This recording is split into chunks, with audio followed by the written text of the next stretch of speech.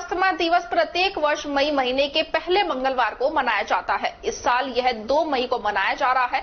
इसका प्रमुख उद्देश्य है कि लोगों को अस्थमा के बारे में जागरूक किया जाए। रिपोर्ट के अनुसार कोविड-19 के बाद अस्थमा मरीजों की संख्या में लगातार बढ़ोतरी हो रही है। विशेषज्ञ डॉक्टर कपिल भारद्वाज ने बताया कि दुनिया में अभी लगभग 26 करोड़ लोग अस्थमा से पीड़ित हैं। अस्थमा सांस से जुड़ी बीमारी है जिसमें फेफड़ों और सांस की नलियों में सूजन आ जाती है। सूजन के कारण सांस की नली सिकुड़ जाती है और फेफड़े अति संवेदनशील हो जाते हैं, जिससे अस्थमा से ग्रसित मरीजों को सांस लेने में परेशानी आती है। अस्थमैटिक लोगों को धूल, ठंड, वायरस, हवा में प्रदूषण कई बार इस परेशानी का कारण बनते हैं।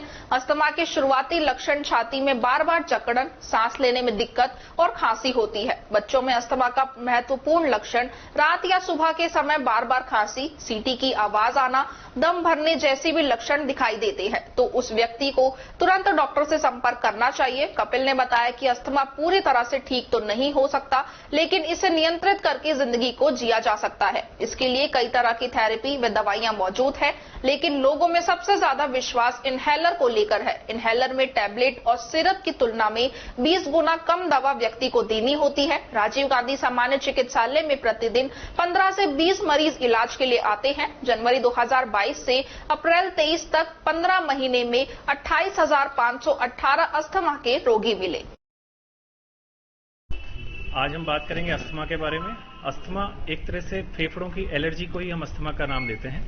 इसमें सांस की नलियों में सिकुड़न उत्पन्न हो जाती है, जिसकी वजह से रोगी को सांस लेने में कठिनाई उत्पन्न होती है। सांस में सीटी सी बजती हुई उसे नजर आती है और वो घबराहट महसूस करता है। कई बार वो चलते चलते चक्कर खा के भी गिर जाता है और ऑक्सीजन लेवल भी कई बार सीवियर अस्थमा पेशेंट्स में कम हो जाता है। इसके लिए हम जांच मुख्य रूप से एक तो चेस्ट एक्सरे और एक स्पायरोमेट्री की सहायता से हम ये जांच कर पाते हैं कि ये रोगी अस्थमा का है या किसी सीओपीडी का है या किसी अन्य श्वास रोग की बीमारी का है। इस माह में यूजुअली अप्रैल मई के माह में चूंकि पोलन काफी फसलों की कटाई की वजह से ज्यादातर पेशेंट्स अस्थमा के पोलन के ही होते हैं, जिनकी वजह से उन्हें एलर्जी होती है।